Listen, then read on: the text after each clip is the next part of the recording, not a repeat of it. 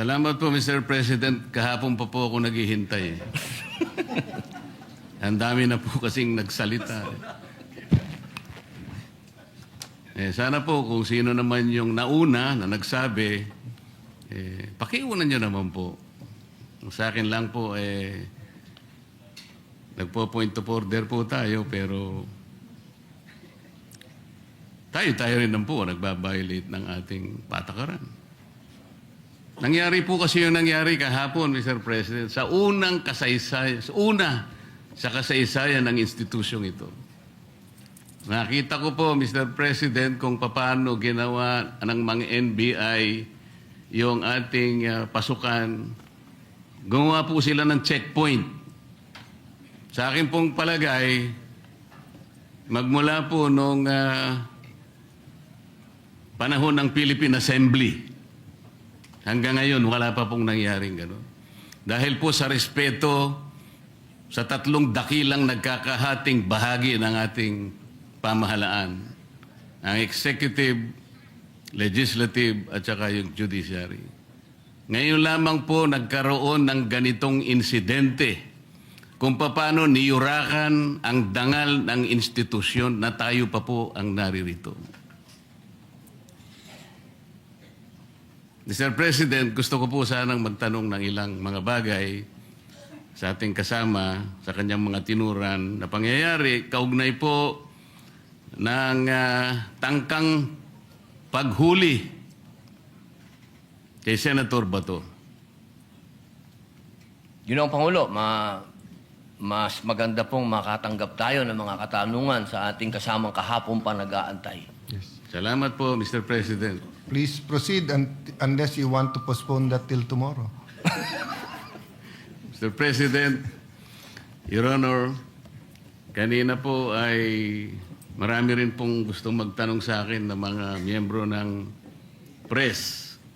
Bagamat tinangka ko po na wag munang umarap sa kanila dahil minsan po, imbes na makapag-clarify ka, lalo pong dumadami po ang mga issues.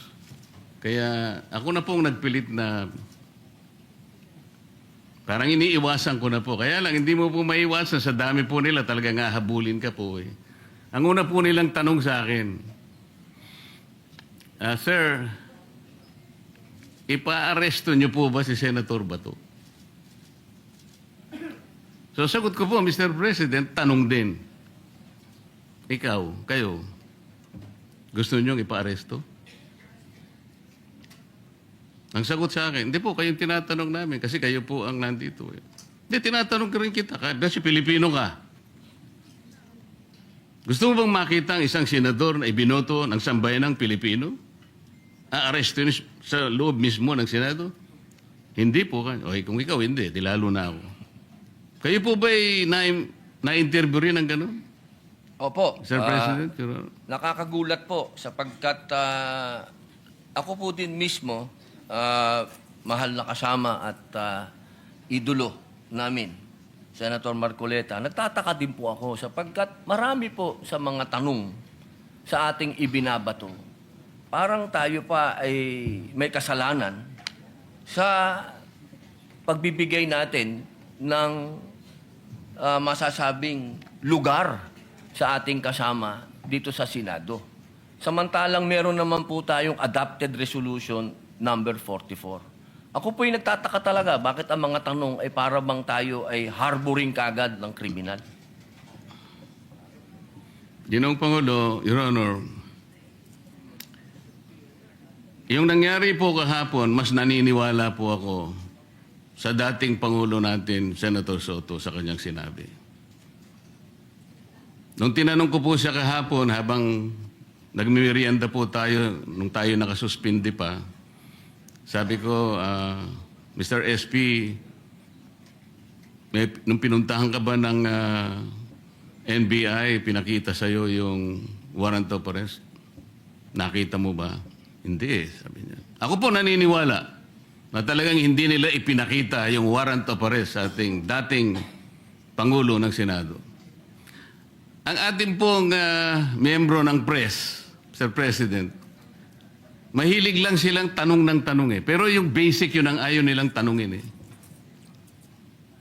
Halimbawa, si Trillanes, winawagayway niya, ito ay kayong warrant to. Ayaw man lang, bakit hindi nila suriin? Pwede po bang makakuha ng kopya niyan? Kasi po kahapon, Sir President, Your Honor, nung makausap natin ng NBI Director, pwede mo ba kaming bigyan ng kopya ng warrant of arrest? Pwede mo rin ba kaming bigyan ng communication between the ICC and the Interpol? Sapagkat ang Interpol, ang karaniwang ginagamit po nila para i-execute yung warrant ng kanilang in-issue. Yung namang Interpol, gagamitin po niya yung counterpart dito sa ating bansa, ito po yung PCTC. So sabi ko, bigyan mo rin kami ng communication mula sa Interpol papunta sa PCTC.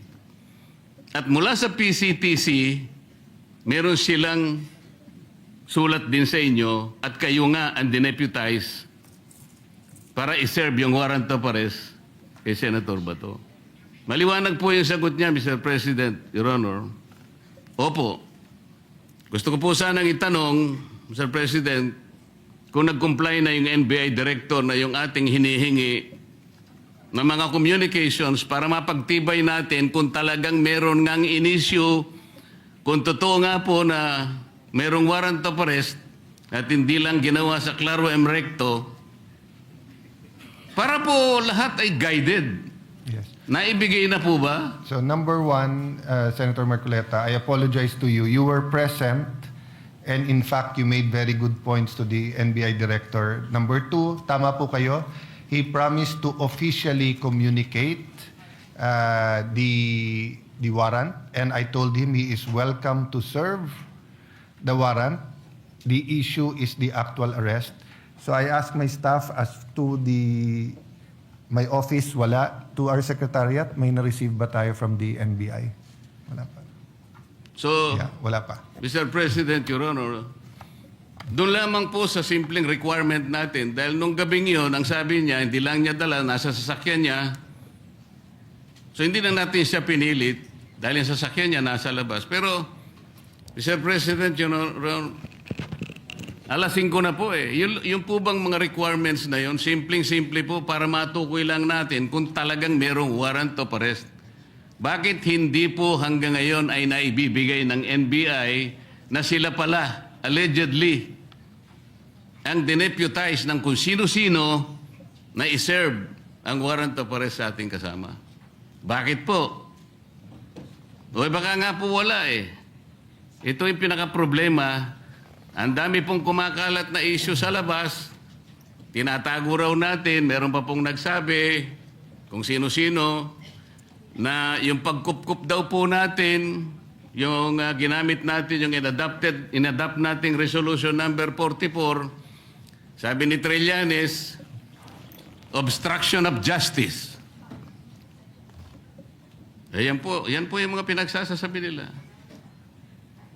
Your Honor, alam niyo po ba yung statement ng Permanent Mission of the Republic of the Philippines sa United Nations noong 79th session of the UN General Assembly?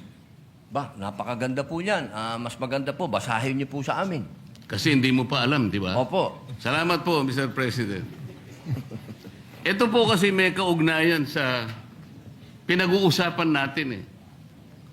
Ito pong 79th session of the UN General Assembly ay may kinalaman po sa pagde-define ng scope and application of the principle of universal jurisdiction. Ito po yung naganap, Mr. President, on October 16, 2024. Kasi po, bilang tayo po ay permanent member ng United Nations, tinanong po nila yung ating posisyon. Paano ang pagkakaintindi mo sa principle kanya and application of universal jurisdiction? Ang sabi po ng Pilipinas, Mr. President, Your Honor, kami po sabi niya the general rule is that jurisdiction is territorial. Universal jurisdiction is an exception grounded on the need to preserve international order. Tama naman po yun eh. Ang pinag-uusapan po na, sinight po ng ating gobyerno, Mr. President, yung Section 17 ng Republic Act number 9551. At sinasabi po nila doon, sabi po ng ating permanent mission, Section 17 of RA number 9851 specifically provides for the Philippine jurisdiction over persons, whether military or civilian, suspected or accused of a crime defined and penalized under Republic Act 1951, regardless where the crime is committed. Sa mga tweet, tayo na po ang nagsabi sa United Nations na tayo po yung merong jurisdiction. At sinama pa nga po yung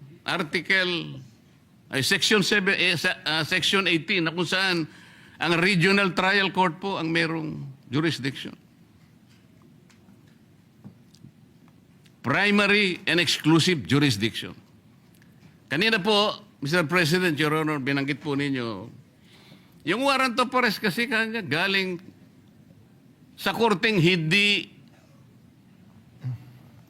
sa domestic nanggaling. Nanggaling naman talaga raw sa ICC. Ipagpalagay na po natin, Mr. President, na totoo nga at hindi peke yung warrant of arrest. Kunwari valid. Ang sinasabi po ng ating batas, Mr. President, isasagawa mo lang ito sang-ayon or in accordance with the extradition laws and treaties obtaining in this country. Mr. President, wala po tayong extradition treaty sa ICC. For the simple reason that ICC is not a country. Wala rin po tayong treaty sapagkat nag-withdraw na po natin. Nag-withdraw na po tayo sa ICC. O paano niya po i-apply yung kanilang warrant of arrest? Ang jurisdiction po ay atin na. Mr. President, Your Honor, on May 10, 2026, ang ating kasama, Senator Bato, was served a subpoena by the CIDG for the alleged crime of EJK. Ano pong ibig sabihin nun, Mr. President? Yung pag-serve po ng subpoena, na-operationalize na po, active na po yung kaso kahit nasa investigative and prosecutorial stage pa lang. Ibig sabihin, our National Prosecution Service is already actively on the case. Paano po papasok ang ICC? The core function of the ICC, Mr. President, is under the principle of complementarity. Ibig sabihin, kung meron pong local court na gumagawa na po ng kanilang tungkulin, wala na pong pakialam ang ICC. Nang nangyari po, aktibo na pong pinupurso ang kaso, allegedly, EJK sa ating kasamahan. Papasok pa uli ang ICC. Sarili po ba nilang prinsipyo ay kanilang babaliwalain? Papayag ka pa doon, Mr. President, Your Honor? Hindi po tayo dapat pumayag. At katunayan nga po, katulad po ng sinasabi ng ating ibang kasama, na ito daw ating pinag-uusapan, ay wala daw itong kwenta. Napaka-imposible po nun. Sapagkat itong ating pinag-uusapan, katulad po ng sinasabi ninyo, soberenya ito ng Pilipinas. Kung sa paniwala po nila, ay hindi. Pero sa paniwala po natin, sayang yung bandila na yan. Kung tayo po ay magpapasakop sa isang korte lamang na hindi naman isang bansa at uutusan tayo na isuko ang isang senador sa kanila. Salamat po sa inyong sagot, Mr. President, Your Honor. At nung tinangka po nila na mag-serve daw ng di umano ay warrant of arrest, Mr. President, bakit po ang nagsisilbing process server ay si Antonio Trillanes? Sheriff po siya ngayon yata ng ICC. Meron po ba kayong impormasyon na si po ay naglilingkod na sa ICC o sa Interpol, Mr. President, Your Honor? Eh, siguro po, action speaks louder. May dala po siyang warrant to sheriff. Kung totoo na meron siyang dalang warrant. Yun po. Opo, pag napatunayan po na yun ay warrant of arrest, sheriff na po siya. Kailangan pong malaman natin kung siya ay process server, sheriff, o deputized officer ng ICC o ng Interpol.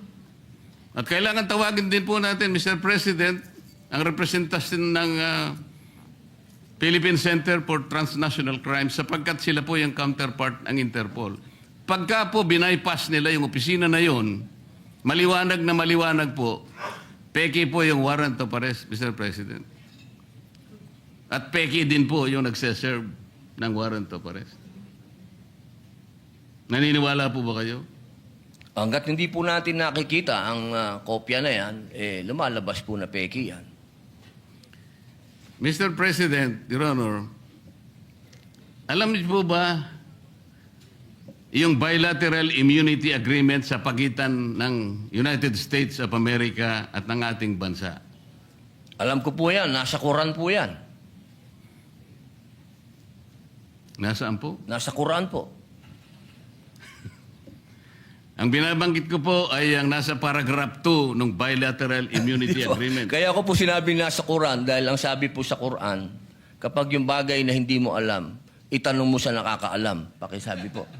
Opo. Hindi po, tinatanong ko lang naman po kung alam ninyo kasi kung alam na ninyo, hindi na po ako magtatanong.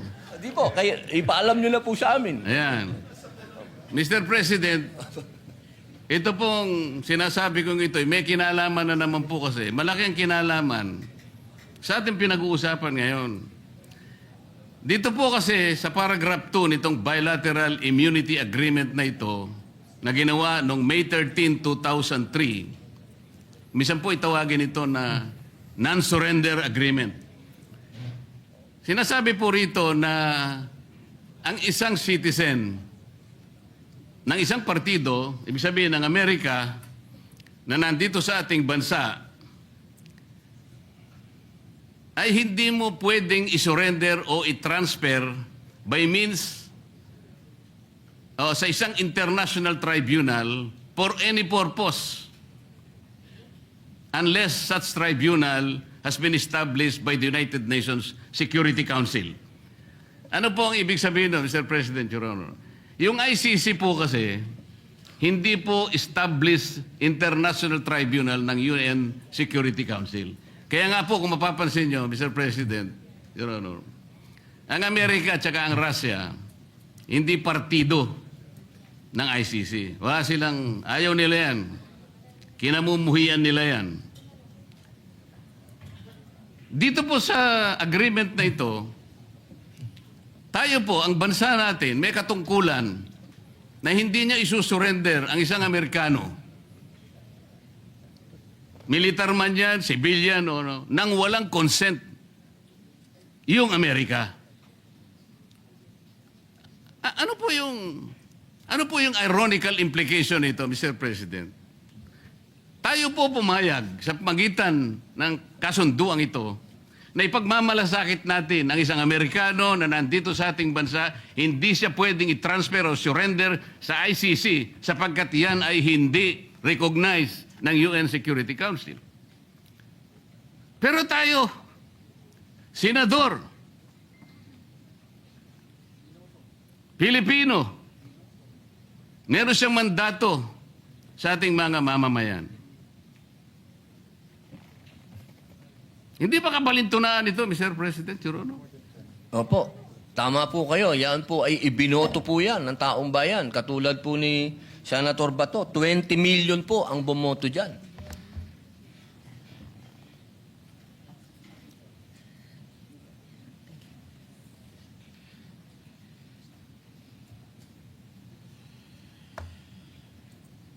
Kaya ko lang nang po tinatanong, Mr. President, hindi ko po lubos na maisip, tayo pala kaya nating ipagtanggol ang hindi isang Pilipino, kahit hindi Pilipino, dahil lamang nakipagkasunduan tayo. Pero sarili nating kapwa Pilipino, may mandato sapagkat nagsisilbing senador ng ating bansa. Hindi natin kayang ipagtanggol. Ito po yung irony na napakahirap siguro natanggapin ng bawat isang Pilipino. Tama po kayo eh. Ang warrant of arrest po ay galing sa ICC. Ang kaso po ni Senator Trillanes ay iba sapagkat ang nag-issue ng warrant of arrest ay sarili nating korte na kailangang igalang. Ganon din po ang warrant of arrest na inisyo kay dating Senador Laila de Lima. Pero ito'y natatangi po eh. Kung totoo po na yun, ay talagang totoong warrant of arrest. At yun ay nakabase sa saligan mismo ang Rome Statute.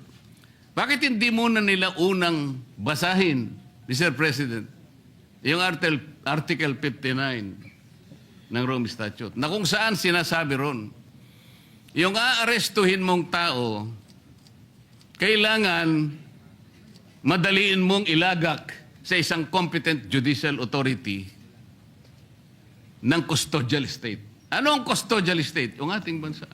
Bakit po kailangan yon? Maski ang ICC, kinikilala niya yun. Dahil meron pong mga prosesong dapat na mapagtibay. Una, kailangan malaman natin kung yung warrant of arrest applicable doon sa tao na yun. Dito lang, sa pinag-uusapan natin, hindi applicable kay Senator Bato. So meron siyang recourse para questionin yung warrant of arrest. Kaya importante na ilagak mo siya sa isang competent judicial authority. Ang isa pang kinakailangan mong maisaalang-alang doon, Mr. President, Your Honor, ay kailangan yung proseso ay naigalang lahat. At lalong-lalo na yung kanyang karapatan ay talagang nasinop. Yun po yung inihingi nun eh. At ang isa pa po, meron siyang karapatan na magpetisyon kung sakaling yung custodial state na yon ay i-detain yung naaresto, na magpetisyon ng immediate release or provisional release. Lahat ng ito ay hindi magagawa, Mr. President, Your Honor, kung kikilalanin natin yung warrant of arrest na valid sa ating jurisdiction. Meron po siyang katapat na batas eh. Meron tayong local na batas, RA 9851, na humahatol at nagbibigay parusa sa mga ganun ding mga kasalanan na siya din naman ang nililitis ng ICC. So sa prinsipyo po ng complementarity, Mr. President, maliwanag na maliwanag po na nasa jurisdiction na po ng ating lokal na mga hukuman ang pag-aasunto kung meron ng basihan sa ating kasama. Hindi na dapat kilalanin yung ICC sapagkat ang batayan lang nila ay yung tinatawag na principle of complementarity. Malinaw po na nangunguna po, may primary po jurisdiction ang ating lokal na korte. Exclusive and primary jurisdiction, yun po importante. Ngayon, yung pong mga nagkukunwa na process server, nagkukunwa na sheriff, nagkukunwa kung ano man sila ng ICC, kung bayaran sila o hindi, dapat po tingnan muna nila lahat yung mga bagay na pinag-uusapan natin. Bago nila puntahan ang isang institution katulad nito, nahahabulin pa yung isa sa atin. Ang pangyayari po kahapon, uulitin po natin, Mr. President, kailanman po ay hindi nangyari sa kasaysayan ng institusyong ito. Tinanong ko pa nga po kahapon sa ating director ng NBI dahil pinipilit niya. Kaya po nung papunta na, kung makakapasok po si Senator Bato sa session hall, ay wag nyo na siyang tutugisin. Para bang ang parte lamang ng Senado, Mr. President, ay itong session hall. So, nung tinanong ko, bakit po yung parking area namin na kung saan nagsimula ang habulan at saka yung mga hagdanan ay hindi ba parte ng institusyong ito? Sir, sabi niya, hindi naman po kami magiging ganito kung hindi po kami nakipag-coordinate. Hindi po ako naniniwalang nakipag-coordinate sila ng totohanan. Mr. President, mas naniniwala po ako sa ating former President na hindi niya papayagan kung alam lamang niya ang kanilang balak na pagdakip at pamamaraan ng pag-iinsulto sa bulwagang ito, Mr. President. Maraming salamat po, Your Honor. Maraming